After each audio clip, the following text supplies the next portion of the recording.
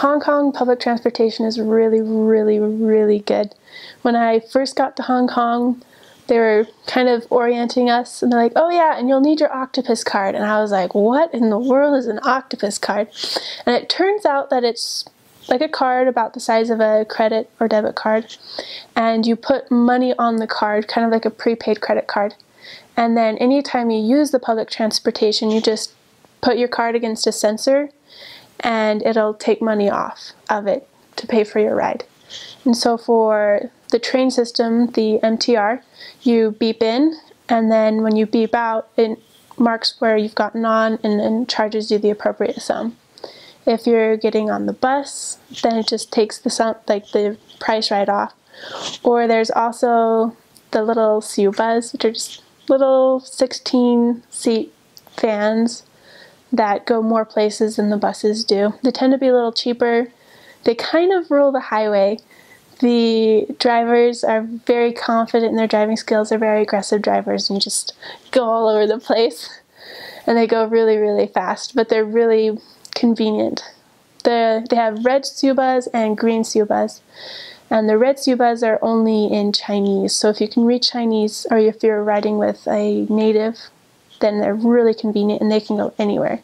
The green Siubas have a more set schedule, and they're in both English and Chinese. And then when you want to stop, you say, stop at the next bus stop or stop at this building, and they'll pull over and drop you off. There's not really a set stop to get off. Whereas the buses have very rigid schedules and stops. And all of the Hong Kong buses are double-deckers, which is something that they've got from Britain or England. And so it's always super fun to just ride in the top front so you can see everywhere that the buses are going. And it's really cool because the buses will stop this far away from each other because their noses are flat. They don't have the protruding noses like most of our buses do. And so they can literally stop this close to each other. And so if there's someone in the back, especially little kids in the back, you can just like wave at them and they'll blush and duck. And then the trains are very, very convenient. They go to main points of every city, and you just get on, go up to the track or down to the track, depending if it's underground or above ground. And you can switch trains and go to different parts of Hong Kong. You can get anywhere in Hong Kong in about 2 hours with public transportation. There's really no need to get a car. Most people don't even have a license. I've never even learned how to drive a car because the public transportation is really, really good. They also have ferries to go from Hong Kong Island to the peninsula, or you can just take the MTR, which goes right under the channel in between the two. And then to go to Macau, you get on a ferry, and it's about an hour to get to Macau. And then Macau does not have the MTR.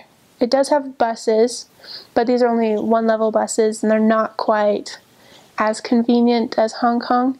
But Macau is definitely smaller, and you can walk anywhere from the central point of Macau to anywhere on the edges, the outer edges of the island. Then you can take about half an hour and get there. But if you want to go to Taipa, which is the island just south of Macau, but also the same part of the special administration region, you'll need to take a bus or be willing to walk about an hour. And there aren't quite as many people on Taipa. The northern part is more populated, and so buses will go there more often. But if you want to go to a less populated area, you have to plan accordingly so you get the right bus. And then most people in Macau will just drive little scooters. So it has a very European feel with it.